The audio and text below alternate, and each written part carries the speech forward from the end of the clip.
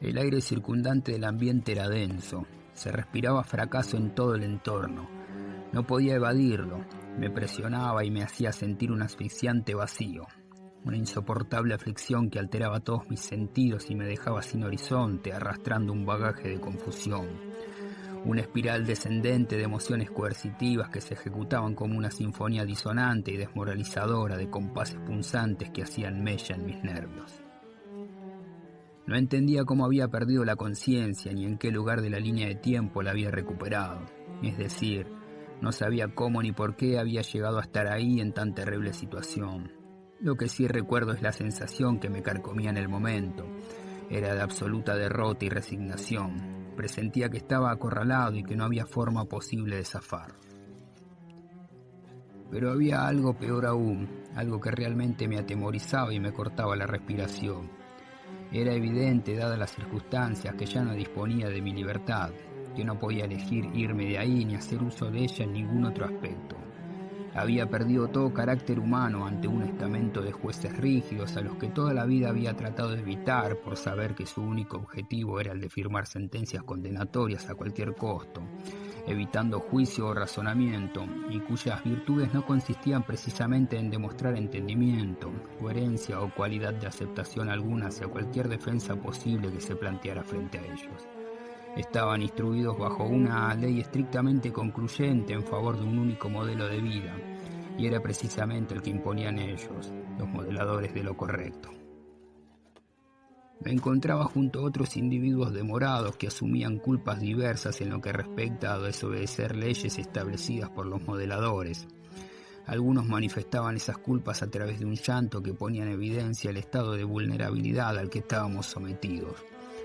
Por momentos, aquel lugar también se cargaba de gritos negadores que intentaban expresar arrepentimiento, como si eso pudiera cambiar algo en esa instancia. Era una congoja real, producto de la ansiedad y de no querer aceptar un futuro por demás previsible y con la certeza de que ya nadie ahí presente podría volver a pisar las calles de su barrio.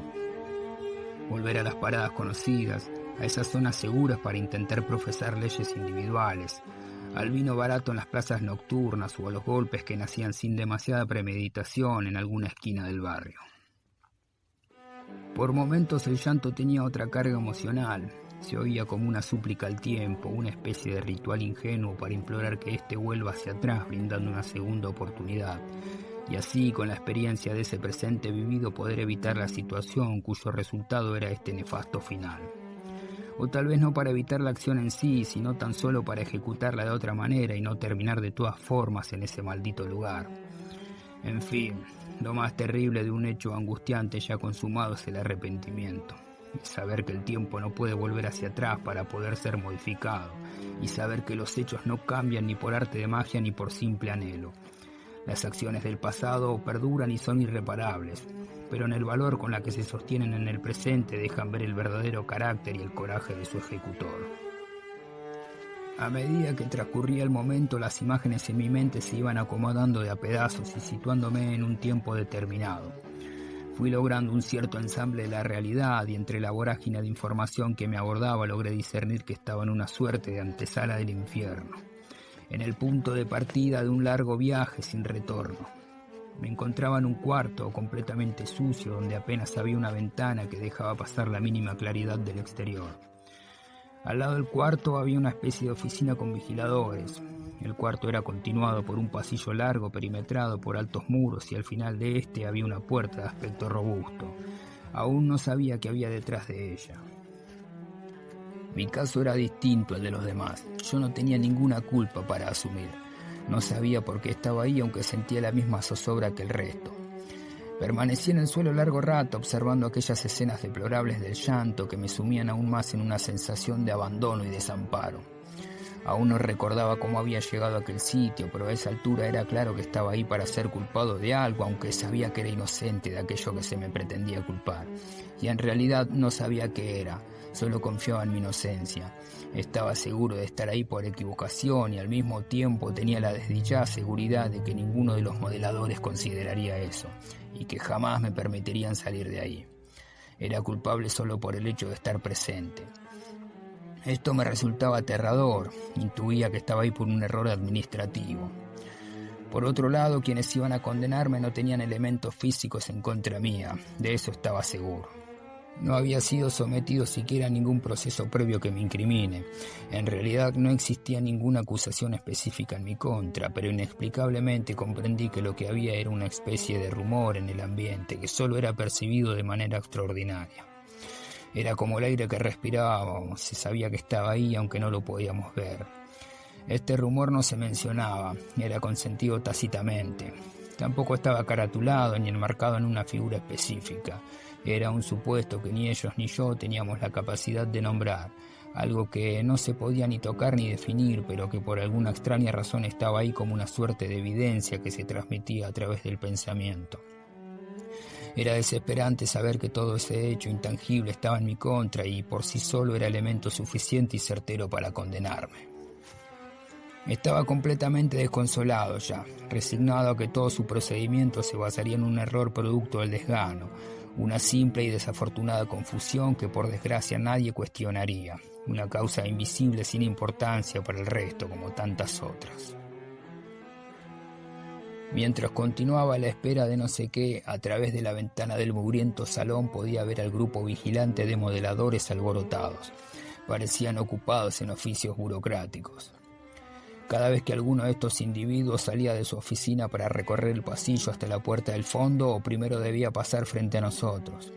Anotaba algo en un papel y luego seguía, lo hacía con total indiferencia, ajeno a todo llanto o grito de desesperación proveniente del interior del cuarto, y evitando todo tipo de acción que lo comprometa o involucre con el resto del entorno.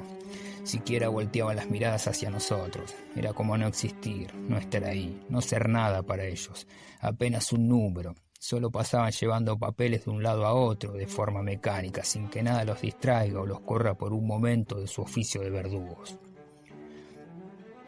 En cada ocasión que los modeladores volvían de atravesar el pasillo con el papel en la mano, uno de los que estábamos en el cuarto era llamado para cruzar hacia la puerta grande del final. Ya todos teníamos un turno asignado para eso. Todo el tiempo veía esa maldita puerta preguntándome qué había detrás de ella.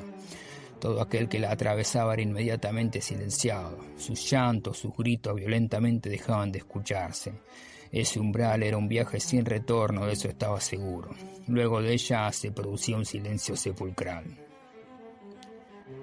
En determinado momento dejé de preguntarme si antes de que llegara mi turno de atravesar esa puerta alguien en ese lugar consideraría mi inocencia y me sacaría de ahí.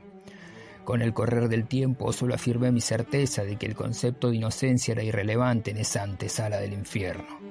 Poco importante porque tenían a un culpable para alguna de sus causas y eso era suficiente. En definitiva, era lo que necesitaban después de todo. Llenar papeles, cumplir protocolos, elaborar estadísticas de eficacia, cerrar la puerta grande, callar los gritos, encerrar la angustia y la desesperación en sus pabellones. Eso hacían los modeladores. Por eso, más allá de confiar en mi inocencia, hasta el último momento sabía que ya estaba condenado y sin derecho a nada, que era inevitable una sentencia y que ésta no tardaría en llegar. Luego de tener un panorama de la situación, me sentí completamente agotado y agobiado. Cerré los ojos un momento y cuando quise abrirlos de nuevo no pude. Aunque lo intentaba no lograba hacerlo. Finalmente fui llamado a atravesar el pasillo hacia la puerta grande. Comencé a transpirar, a sentir calor intenso, ganas de gritar y no podía. Todo mi cuerpo estaba empapado en sudor, lleno de terror.